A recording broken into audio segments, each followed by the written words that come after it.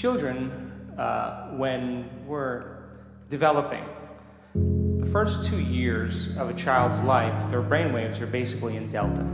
So they're asleep with their eyes open. And as they begin to interact with their environment, their brainwaves change to theta. And theta is kind of like that twilight state where you have mystical experiences. But the first 6 years of a child's life, they're completely in their subconscious mind because that's what those brainwave patterns do. And as a result of it, all of their attention is on their inner world, feelings. So they have experiences that happen to them. And when the experience happens, they pay attention to their feelings.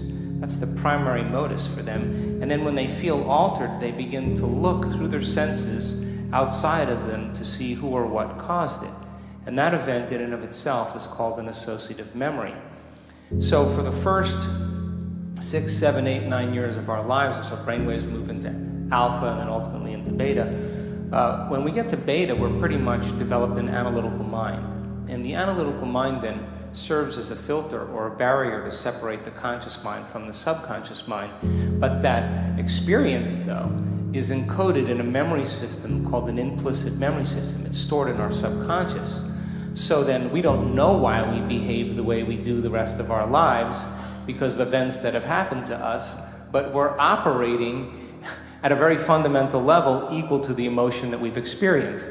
Another way to say that is, the moment you get in situations that bring up similar emotions that have branded you from the past, you return back to that 7-year-old child.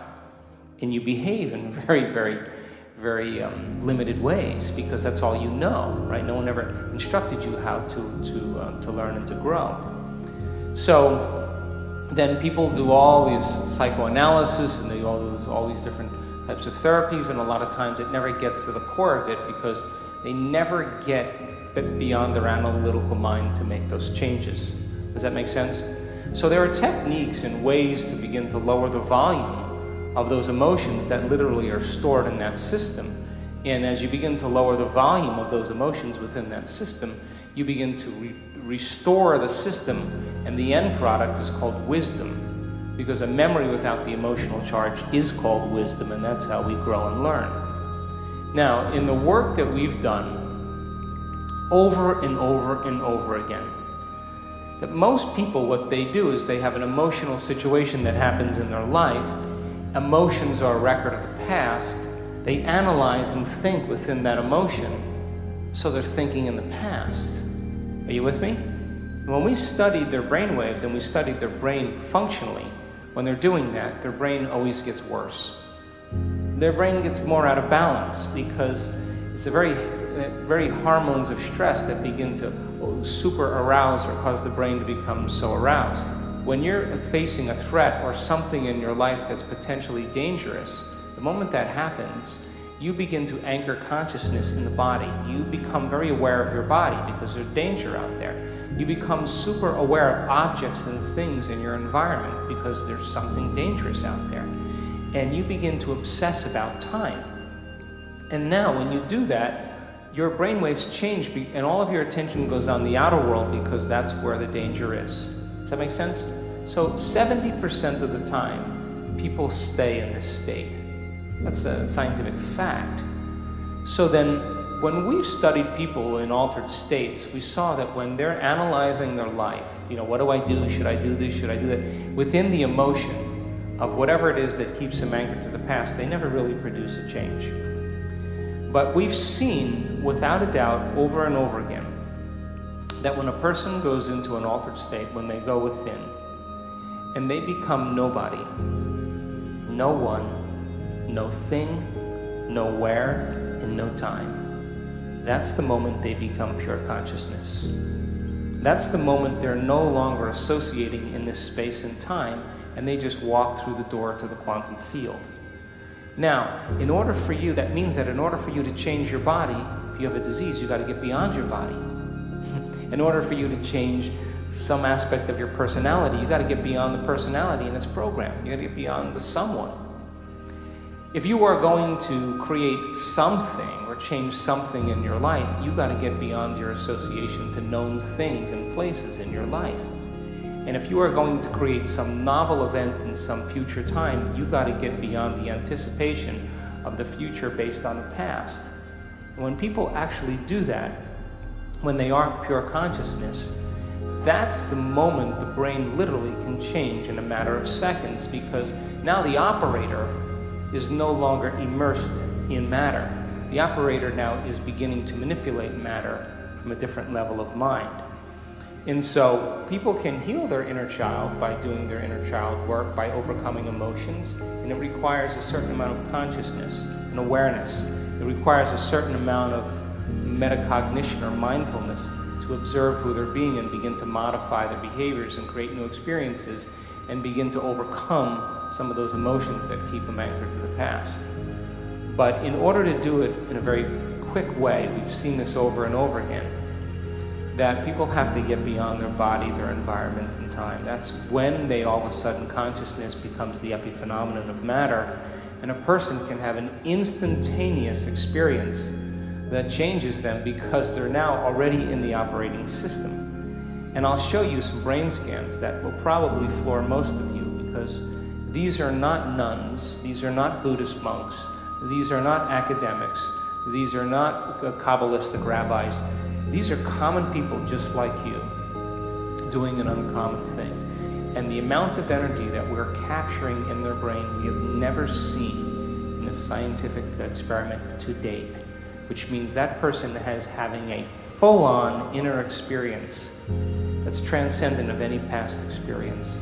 They're having such a transcendent moment that the experience in that moment is reorganizing the circuitry in their brain, and the end product of the experience is called an emotion. They're feeling awe and wonder and love and joy, and they're signaling new genes in new ways, and that's the moment the past is literally washed out of the body. And we've seen tumors change, we've seen uterine fibroids go away, we've seen anxiety, depression, we've seen MS, lupus, we've seen it change in one instant when the person literally connects that deeply to the power within them.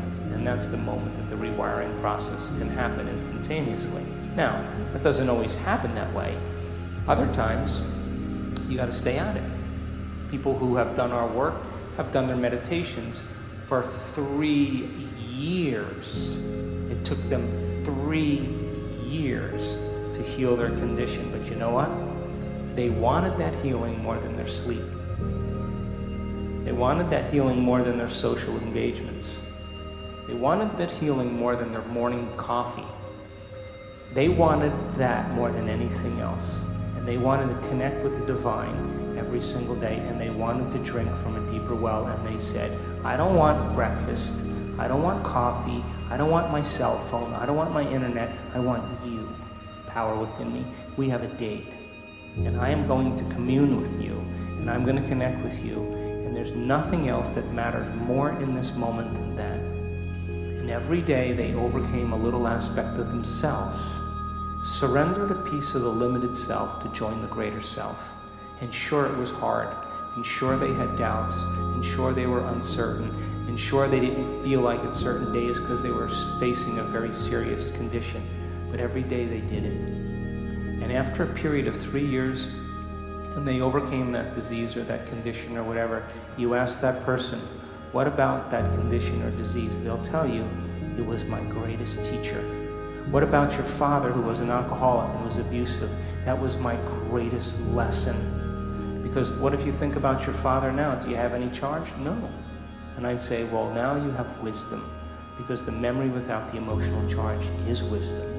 And if the soul's job is to embrace the unknown and create new experiences, if we're living by the same emotions, addicted to those emotions every day, how can the soul go on an adventure into the future if it is stuck emotionally to the past? So then positive thinking doesn't work if the person is literally anchored to the past emotionally. And so when people begin to open their heart, we've got an enormous amount of data to show how powerful you are and how connected you are to the person on the other side of the room when you open your heart, how it affects that person. We've measured this, that you are bound in an invisible field beyond space and time, but not when you're feeling anxious, not when you're feeling angry, not when you're feeling frustrated, not when you're judgmental. You're not doing that. You're actually drawing from the field around your body and turning it into chemistry, and your field shrinks. But when you open your heart and you begin to breathe through that center, and it's safe to open up, the field around your body can be 9 meters wide. That's science now. Now you're more energy and less matter. And that non-local phenomenon begins to have an effect on everybody that you've ever interacted with. So then, we know that when people begin to unmemorize those emotional states and they lower the volume to them, the emotion is what's signaling the gene in the wrong way. And if the emotion is a record of the past, the moment the person overcomes that emotion, they're free now to create a new future. And according to the religious model, they're born again in the same life.